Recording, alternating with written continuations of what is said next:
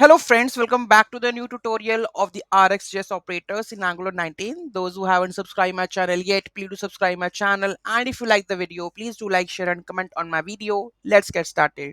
So the RxJS Operators are powerful tools in Angular application that allow developers to manipulate, filter and transform the data streams, observables. They are characterized as pipeable operators because they are used with the dot pipe method of an observable. What are RxJS operators? These are the functions that take an observable as an input and return a new observable. They help in managing the data transformations, filtering, and error handling in a declarative and the functional programming style.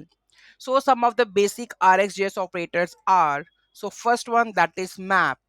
So transform each emitted value of the source observable. So here you can see that. So we have to just import the map and map the value. So here you can see that we have taken the 1, 2, 3 dot pipe we have to add, then map whatever the value we are getting and just multiply each value by 2 and you will get the values 2, 4 and 6.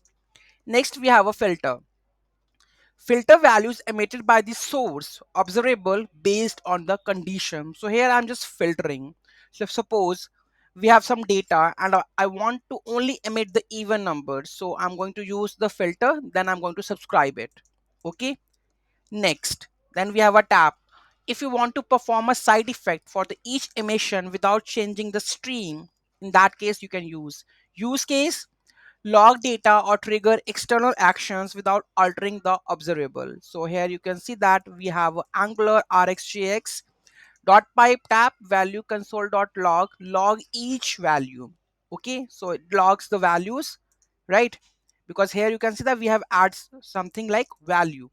Okay, next we have take, emits only the first n values and completes. So limit the number of emissions, so I can limit that one. So take the first three values. Okay, so 1, 2, 3 console.log, that would be the output.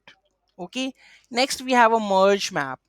Project each value to an observable and flattens the results, handling multiple asynchronous tasks such as API calls. In that case you can use merge map. Okay, so here we have a and B. So flatten the observables. Okay, so the output would be a1 b2 a1 a2 and b1 b2. Okay, so this is what it is used, right?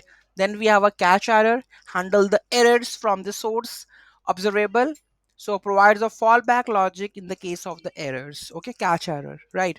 So these are just the introduction. Okay, next we have a debounce time. So delays emissions of the source observable by the specified time. Suppose avoiding the processing rapid consecutive events like the button clicks or the keystrokes. In that case we can use the debounce time, would be ignore the clicks faster than 300 milliseconds. Suppose we have an input box, I want to type something, so I don't want to, like, whenever I type I don't want to hit the API. In that case I'm going to use the debounce time of the 300 milliseconds, right? So in that case it will prevent that one, and also the API calls. Okay, next we have, this is just example. Okay, the next we are going to learn about the understanding the RxJS map operator in the Angular 19 with examples we are going to learn in the next video. So I'm going to elaborate each and every operator in detail in the next coming video. Thank you so much for watching this video. Have a great day.